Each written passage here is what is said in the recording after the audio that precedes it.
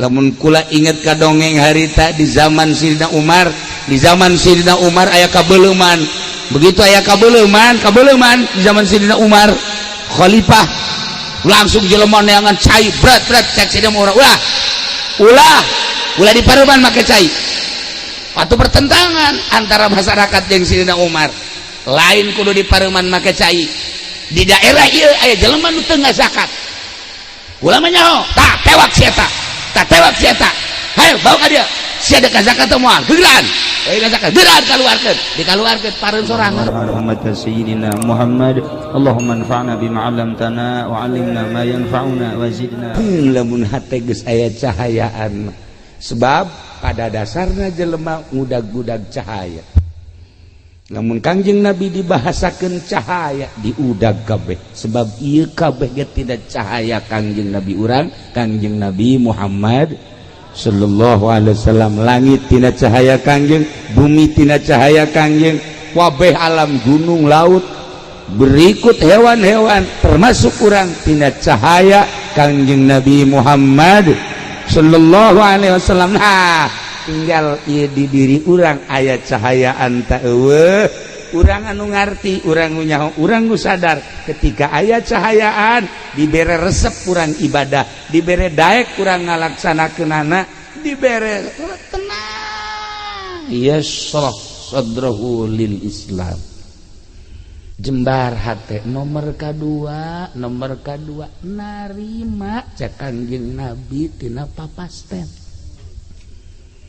Artina narima Kangjeng Nabi tina papasten teh kumaha Allah bae lantaran hakim nu paling adil iwalti Gusti Allah Subhanahu wa taala. Ku urang apan osok dibaca alaisallahu bi ahkamil hakimi. Ulah di bejaan surat naon eta?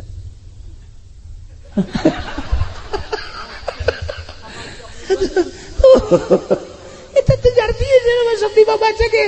Tuh cak nu di tukang alhakumut cenah deh. Nah bejaannya na maksudna mah. Sarua ondona itu mah. Alaihissallah ya kabil hakim. Allahumma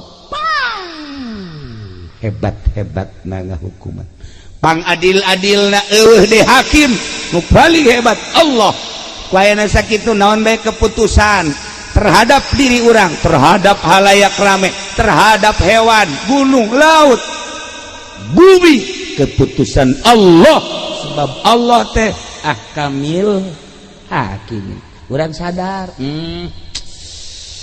aing dijieun ku Gusti Allah model kos kieu. Nah ima urang ngaca ye dikaca.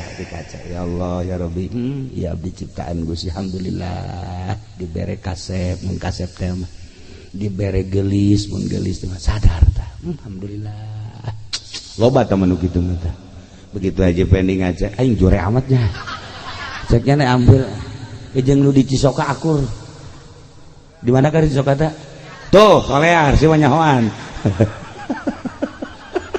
begitu ngaca teh ieu mah akur jeung di solear main mah ngan buntutan doang atuh buntutan ge nu kadeuleuh tuh kadeuleuh mah aya ge sabarna.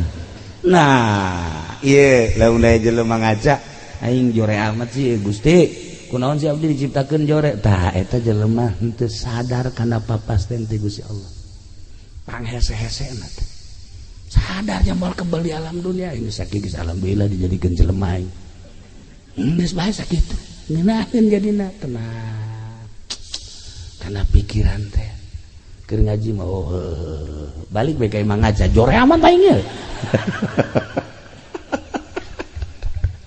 Tuh coba gitu ketika orang dibere jadi pedagang haju untung baik alhamdulillah ya Allah ya Rabbi maha kaya Gusti alhamdulillah karasa ku abdi kakayaan Gusti abdi dagang untung baik dikocorkeun beureun kakayaan Gusti ka abdi loba teh manu kitu mah tapi begitu nyana dagang haju rugi deh Gusti ieu kumaha sih urusanana ieu kunaon ieu kok abdi dagang tapi rugi deui ye coba atuh ka Gusti kos kitu tah eta ngaranna henteu sadar kana papas teh eta cahayaan hatena cahayaan wa man lam yajalillahu lahu nura di mana ku Gusti Allah henteu diberi cahaya famalahum min nur cahayaan di mana cahayaan eta kos kitu tadi tanu mandak urang kudu ngawauhan nu sugih hirupna kudu ngawauhan nu sugih sebab aya nu sugih nya nama hayang dipentak bae lamun henteu menta kanyana bendu lah resep aja teh nu sugih eta mah tuh hayangna dipentak bahkan teu dipentak ge sok mere bae nah nu sugih eta teh deuketan ku urang bahkan lamun urang menta ka nu sejen nya nama bendu tah deuketan tah nu sugih eta nu sugih eta teh saha nu nyiptakeun langit jeung bumi tak maha sugih cak Gusti Allah aing ye nu bogana penta ku sia aing bakal mere sia teu menta ge ku aing dibere bae komo sia mun menta ka aing jeung aing mah resep jasa lamun dipenta tur lamun sia menta ka nu sejen ka Gunung Kawi bisa aing mah teu resep jasa menta ka pamarentah ge teu resep jasa menta ka makhluk ge teu resep jasa aing penta tah Allah meresepkeun jasa dipenta haji pendek mun dipenta geus kieu bae ya panakol ya incuna ge datang ka tiluk daek menta incuna sorangan tuh menta sama kakek ih enggak mau kenapa galak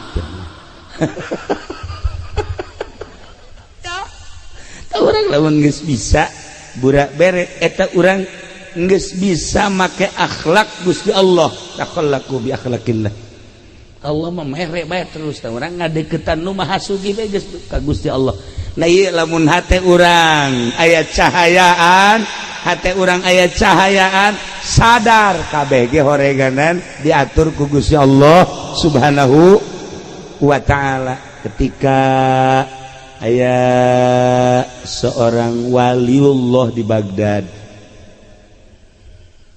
begitu manehanna keur di Baghdad ternyata horenganan di daerah Tartar keur perang terus perang nyana ngadenge begitu nyana ngadenge eta peperangan geus mah awewe pararae sipil-sipil masyarakat teh budak leutik ke parae nyana ngomong kieu ka Gusti atuh kunaon eta diperangkeun sehingga eta pararae masyarakat emang eueuh nu ibadah emang eueuh nu sok udang ti peuting emang eueuh wali pan beureun aya wali maot aya ulama maot kudu maotkeun aya diperangkeun ku Gusti langsung nyana peutingna sare barang sare ngimpi kapanggih jeung hiji jelema make jubah terus nyekelan surat eta dibabawa bae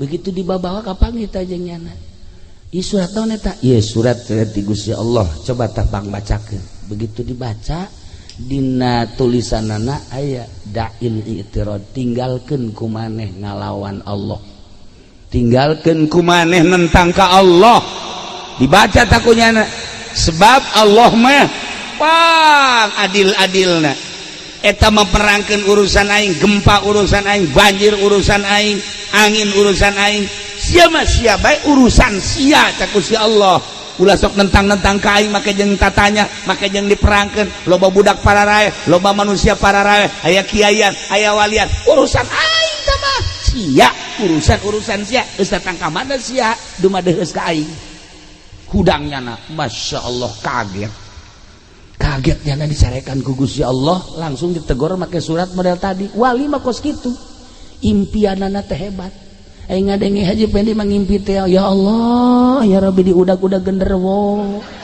aya ngimpi kos kitu eta aya deui nya mangimpi naik ka gunung ragal paling hebat cenah mah ngimpi diudag-udag anjing sanggeusna diudag anjing ngajunya anak kagang geus kagang haju hayang kiih manggih sumbur maju kiih ngompol eta haji pedi kos kitu impianana masyaallah wali mah tadi tegur ku Gusti Allah make surat tinggalkeun nentang ka Gusti Allah sebab kabeh ge ieu adalah urusan Allah cak Allah sia ulah tatanya kunaon ku aing digempakeun ulah diutang hitung Gusti teu urusan aing kunaon eta teh ku aing dianginkeun ulah make diutang itu ke urusan aing kunaon diperangkeun ulah make jeung tatanya urusanana tah urusan aing sebab aya jelema anu ku aing di maotanana melalui senjata-senjata melalui pedang-pedang jeung sajabana hakikat nama horenganan eta teh deuk di maotan ngan carana Gusti Allah aya anu ragag tangkal kalapa aya anu ragag ka sumur aya anu gering aya nu perang aya nu di luhur kasur kieu bae cara kabari ieu teh urang Balaraja datang ku Tangerang jeung ngopi ku pamajikan dijieun kopi jieunkeun kopi jeung nginum kopi bari ngarokok kieu bae nyana di kasur teh geus beres ngarokok lah aya meureunanan bangsa 20 menit mah pamajikanna ka dinya deui ditoelan ku pamajikan kaji oya gabe pae ngopi can anggeus ngarokok can anggeus nyana ngedang doang gitu mah Masya Allah nu geus dipasangka bakal paeh jasa kamar hiji pendek hirup kene ngana gua sehat deui malah mah make susuit deui aya jahe sweet tolol tuh coba lah ieu urusan Allah nah balik deui lamun hate urang cahayaan geus moal aya nentang-nentang ka Gusti Allah geus urusan Allah urang tani sageus tani terus parena bagus kabladieuna gacung hapa nah urang kan ngomong ji kok ieu jadi kursi kurang naon si aing pengurusanana iya Allah ya Rabbi Gusti urang maka Gusti deui bae naon teh Gusti ieu kok ieu kurang naon ieu da pupukna dan sebagainya urusan aing teh Gusti Allah siana sing sadar lamun kula inget ka dongeng harita di zaman Sayyidina Umar aya kabeleuman begitu aya kabeleuman di zaman Sayyidina Umar khalifah langsung jelema neangan cai berat cek Sayyidina Umar ulah di pareuman make cai atuh pertentangan antara masyarakat jeung Sayyidina Umar lain kudu di pareuman make cai di daerah ieu aya jelema nu teu zakat ulama nyaho tak tewak sieta hayo bawa ka dia sia ada zakat teh moal gegeran zakat gegeran dikaluarkeun pareum sorangan seudeuh pareum sorangan tah kebakaran eta ku ahli hakikat maka nyahoan lamun make blambir loba nu teu pareum tapi ku Sayyidina Umar mah ulah make jeung make di pareuman make cai sagala rupa moal pareum ribut heula eta tadi kalau demantak di pondok kabar ieu kapan kebakaran atuh tinggal si ieu bae tah tewak ieu ayo huluna kitu-kitukeun zakat sia ya Allah ya Rabbi lamun urang nyaritakeun antara zahir jeung antara hakikat antara zahir jeung antara batin jauhna luar biasa urang mah make perjalanan zahir bae lantaran ieu qalbuna can aya cahayaan Islam nancan aya cahayaan nah nomor kahiji tadi di mana-mana geus aya cahayaan bakalna hayang bae jeung resep bae ngalaksanakeun perintah Allah ngajauhan larangan Allah takwa ngaranna nomor kadua sadar kada papasten Allah nomor katilu puncakna ye di mana-mana Islamna aya cahayaan nyana berpikiran ka akhirat bae ninggalkeun dunia dibere tersep kana dunia wa mal hayatud dunya illa mata'ul gurur teu aya kahirupan dunia kecuali barang-barang tipuan geus lamun kiai eungkeuy-eungkeuyan ka pendopo neangan dunia kiai goblok tapi di cayur mah aya tiluan ngacung lib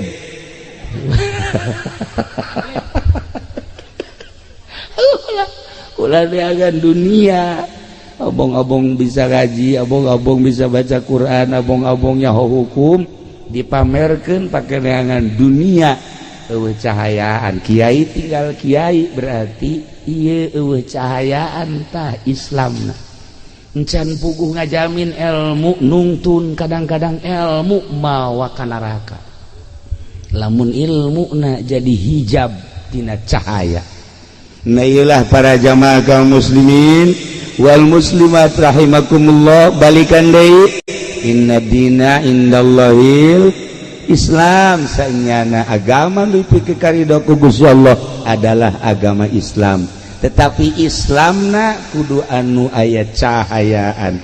Sakumaha tadi, lamun Islamna aya cahayaan maka aya tanda-tanda. Hiji tanda Islam aya cahayaan, daek ngalaksanakeun parentah Allah, embu ngalaksanakeun laranganana.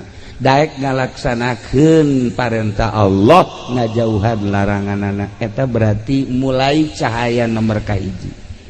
Lamun naik cahaya nomor kadua, sadar karena putusan Allah di diri urang, atau soal harta, atau soal penyakit, atau soal naon bae nu patali jeung diri urang, atau jeung batur tilok cegekan sebab kabeh ge geus aya tina keputusan Allah Subhanahu wa ta'ala. Alaihissallah bi ahkamil hakimin. Cahaya nomor katilu ialah cahaya anu bener-bener mantep sehingga pikiranana langsung baik ke alam akhirat.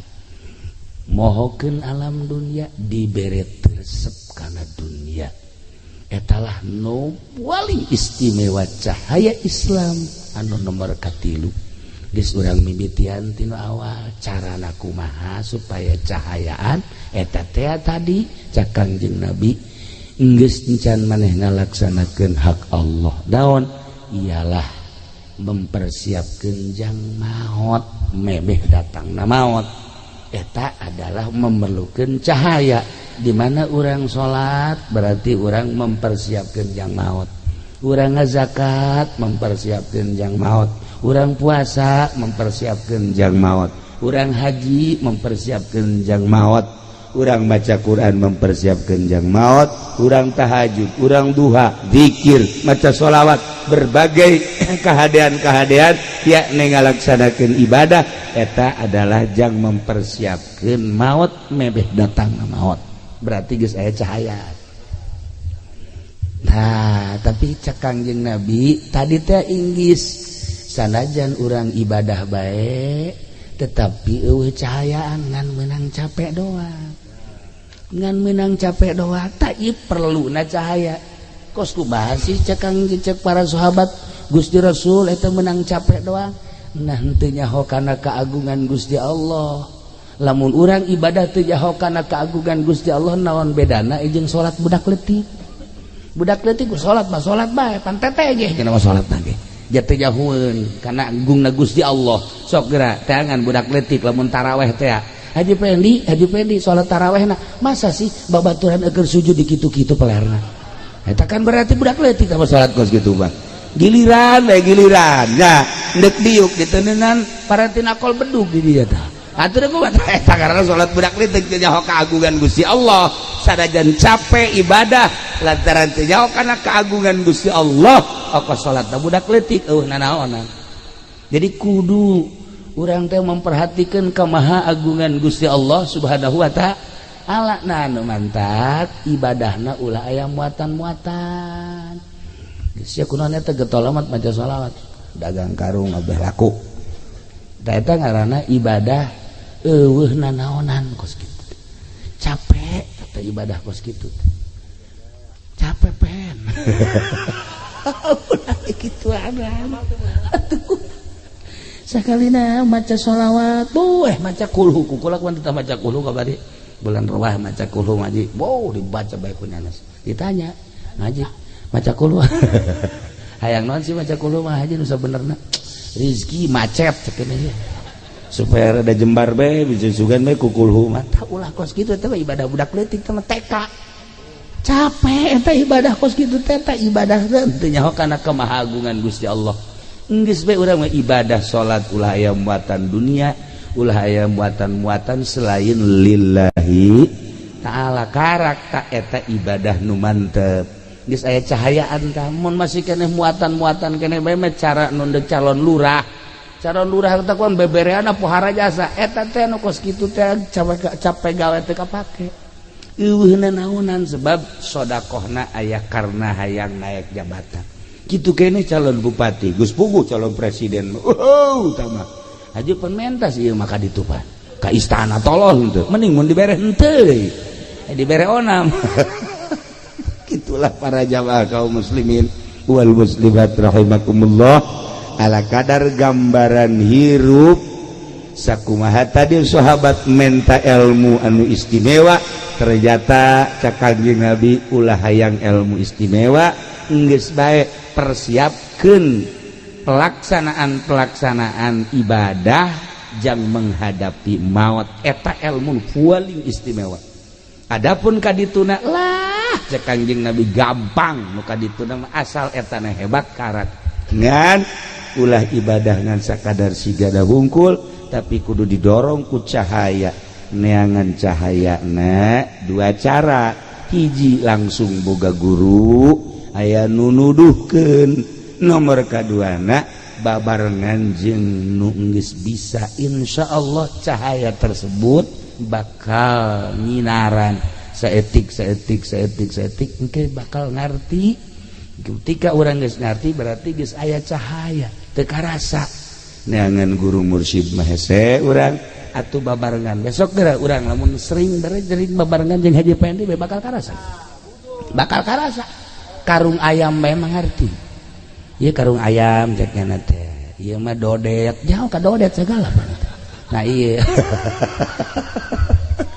takos gitulah para jamaah kaum muslimin wal muslimat rahimakumullah persiapkeun amal-amal jang maut samemeh maut geus maut cara almarhumah Nyi Siti Murdiah kabeh nu dibawa imah nu dibawa salaki ngan sakadar nganterkeun ka kuburan ku ari paring doa-doa anak kitu kabeh katanggangan sakadar ngadadahan nu milu aslina ka kuburan mah salatnya na puasanya na zakatnya na sodakoh manehanana milu lah ka jero kuburan ternyata orang di jero kuburan teh anu sok disebut-sebut cenah urang di jero kuburan teh sempit horeng lega cenah di jero kuburan teh panas horeng tiis cenah di jero kuburan teh poek horeng caak cenah di jero kuburan teh urang sorangan horeng rame biasa di jero kuburan teh masya Allah bohong eta nu nyebutkeun di jero kuburan sorangan bohong nyebutkeun di jero kuburan poek bohong nyebutkeun di jero kuburan teh panas bohong. Ternyata Imam Ghazali nyana nyaritakeun di jero kuburan horenganan rame cang rame biasa sehingga nyana ngagerokeun ceng-ceng ka dieu sia ka dieu rame amat cek cenah ka dieu maneh ieu kaset amat saha cek cenah ieu kula salat teh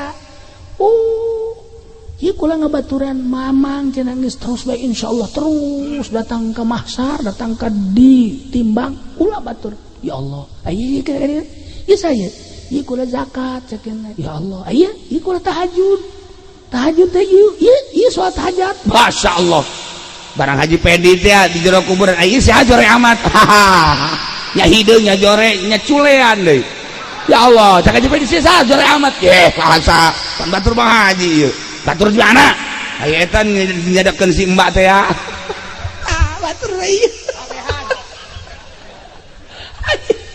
ya Allah ya Rabbi bakal ngabaturan urang di jero kuburan bohong urang hasud urang henteu salat urang teu zakat urang bakal ngabaturan urang sok renungkeun ku urang ketika urang di jero kubur bakal boga baturna urang nokos kumaha bakal ngabaturan jasa mangkaning eta ketika urang sering ngajembarkeun batur jembar kuburanana jelema datang Waalaikumsalam naon ya duh kula di kamari jandar masyaallah atuh lain bebe aja di kamari ya cukup teh 500.000 Pak ieu tah alhamdulillah Pak Haji masyaallah kesia lamun teu boga deui ka deui senang hate geus jembar jero kuburan datang ka Haji Pendi Waalaikumsalam naon teh kula di kamari jandar boan sia ye tuh neangan cara aing coba direk neangan sih atuh geus mabur sia ka ditu lah Masya Allah ceknya saudara teh cek ugal ledeg gaji pendek. Eta jempitkeun batu sempit di jero kuburanana. Ya Allah ya Rabbi tah. Urang ayeuna nyin masjid tah den kipas di masjid tiis jelema maca sholawat ka tiisan komo AC nu ngaji ka tiisan komo AC di jero kuburanana tiis. Ya Allah malaikat ieu tiis daun eta teh cek malaikat teh tah kipas anu di masjid. Bo nyaho kieu mah kula meuli AC cekna. Ieu kipas anu dipasang ku kula teh anu make nu jore teh eta kipasna ge. Haju leumpangna ge kotek.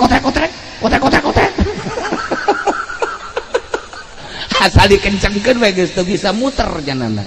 Ya Allah eta kos kitu ge tiis. Aduh nyaho kitu mah kula meuli nu bagus. Cek malaikat keur ieu sia. Tah kitu kaji pedi bapan nyana mah lain meulikeun non kipas, malah kipas di masjid dicokot. Atuh panas kana mah di kuburan. Atuh cek kaji pedi malaikat, ieu naon li panas? Lah maling kipas ya. Panas. Mentek sih ada ngaji ke masjid gede.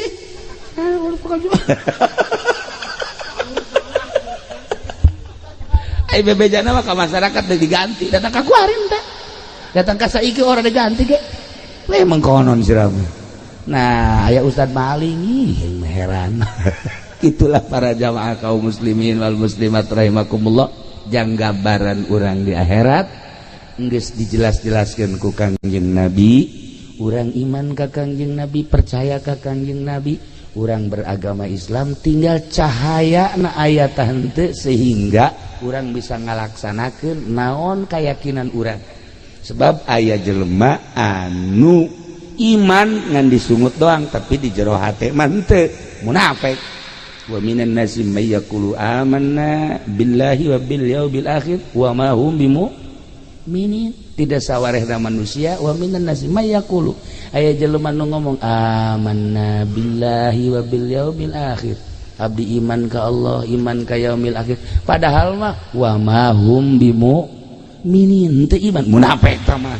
Aya jelema anu iman mah iman ka Allah, munafik henteu, tetapi eueuh cahayaan imanna, Islamna eueuh cahayaan, imanna eueuh cahayaan, berani manehanana teu ngalaksanakeun kayakinanana. Nah ieu hampir-hampir urang kos kitu tak kabeh, iman ka Allah, iman ka Kangjeng Rasulullah, iman kana naon anu diucapkeun ku Kangjeng Nabi, tetapi ngalaksanakeunna henteu. Kunaon eta? Ieulah eueuh cahayaan di jero kalbu urang, Islamna teu aya cahayaan, imanna teu aya cahayaan. Sok wari mulai bongkar gerak ku urang supaya aya cahayaan, Islam urang aya cahayaan, iman urang aya cahayaan. Islam babalikna engke kana zahir, iman babalikna engke kana batin, kana ruhani. Islam jeung iman di mana sapagodos pada aya cahayaan, wah bakalna istimewa jasa. Zahirna bagus, batinna ge bagus. Ku ayana sakitu teanganlah cahaya. Di mana sih ayana cahaya? Di pondok-pondok pesantren, tah kadeleuna mah pondok kos ge teh hina jas. Tapi horenganan anu ngadatangkeun ka surga kos kieu. Alhamdulillah kos pondok mah tolol.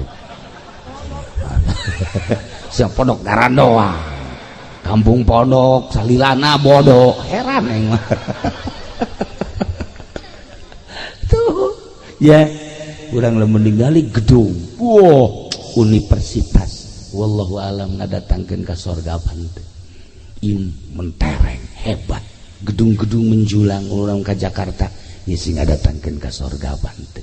Ketika urang deuleu kantor DPR ieu si ka sorga panteu kantor ieu, tapi lamun urang deuleu majelis talim deuleu pondok hina ka deuleuna, justru melalui ieulah pintu-pintu surga terbuka. Teangan cahaya di pondok-pondok pesantren model kos karari hina kadeuleu ku pandangan mata, tetapi mata batin di mana geus cahayaan. Ieu teh lain sakadar pondok pesantren, tapi ieu teh adalah raudhatun min riyadil jannah. Seperti etalah ahli-ahli Allah teu perlu mewah-mewah. Ketika aya teu perlu dibangga-bangga. Nu penting ieu adalah ngamakna anak-anak. Itulah para jamaah kaum muslimin wal muslimat rahimakumullah.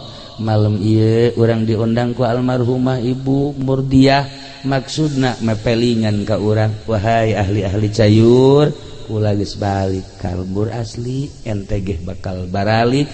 Ternyata nu ngabaturan kula di jero kubur amal-amal kula, amal salat, amal puasa, amal zakat, amal-amal sedekah jeung sajabana, amal ngaji jeung sajabana. Santri mah ujang ka neraka sebenarnya. Santri mah ujang ka neraka, santri mah kajeun HSB ge di kobongna surga. Tuh, cuma teu percaya waduh segala naon. Ye. Atuh cara bae cicing lagi di taman surga deuk kumaha atuh. Ujang ka neraka. Teman-teman santri mah sanajan amalna jore pan di ka nerakakeun. Begitu deuk diasupkeun ka neraka aya utawi. Ye, utawi Gusti mah segede peureub. Ieu naon dia? Ye, kula utawi nang nyieu jurumiah di utawian. Nah, cek malaikat naon sia? Ieu utawi ieu. Cek jana teh kula teh ieu saksi bahwa nyana teh di pondok pesantren. Hindah deui ka lawang nu ieu. Utawi aya deui bae di dieu. Terus bae unggal lawang utawi iku. Malaikat ge sebeleun nya jagana. Ya dijagaan ku utawi iku bae. Bebe jaga Gusti Allah, Gusti ieu ya utawi ikuan. Lah ka surgakeun habak tuh. Ye. Batak santri wah ujang ka neraka. Para jamaah kaum muslimin wal muslimat rahimakumullah, urang doakeun Ibu Murdiah mudah-mudahan dihampura sakabeh dosana, dilegakeun di kuburanana, dicaangkeun di kuburanana, dibere kanikmatan kubur ku Gusti Allah sehingga nyana bisa tentrem nikmat menikmati naimul kubri. Kitu keneh keluargana mudah-mudahan dibere salalabar tur tawakal, tur urang kabehan ge mudah-mudahan dibere cahayaan hate urang sehingga bisa nempo jeung ngalaksanakeun kana perintah-perintah Allah. Belah dituna mah urang mudah-mudahan kabehan husnul khotimah. Di akhirat urang kabeh menuju surga di bawah bendera Kangjeng Nabi Muhammad sallallahu alaihi wasallam. Siapkeun cahaya, setelah siapkeun cahaya laksanakeun melalui cahaya tersebut jang persiapan maut kabeh urang aya dina ridho Allah Subhanahu wa taala. Allahumma salli wa sallim ala sayyidina Muhammadin fil awwalin wal akhirin. Barik wa sallim wa radiyallahu ta'ala an sadatina ashabi sayyidina Rasulillah ajma'in. Amin ya Allah ya rabbal alamin. Allahumma ighfir laha warhamha wa'afiha wa'fu anha wa akrim nuzulaha wa wasi' madkhalaha wa bil hadaran khairan min dariha wa zawjan khairan min zawjiha waghsilha ya Allah bil ma'i was salji wal barad wa nakkiha minal khataaya kama yunqas thawbul abyad minad danas waftah babas samaa'i li ruhiha wajafil ardi an jambiha walakin hal amna wal hujjata yaumal qiyamah. Allahumma arham ummat sayyidina Muhammad, Allahumma ajbur ummat sayyidina Muhammad, Allahumma asli ummat sayyidina Muhammad, Allahumma farrijan ummat sayyidina Muhammadin sallallahu alaihi wasallam. Rabbana taqabbal minna innaka antas samiul alim wa tub alaina innaka antat tawwabur rahim. Wa sallallahu ala sayyidina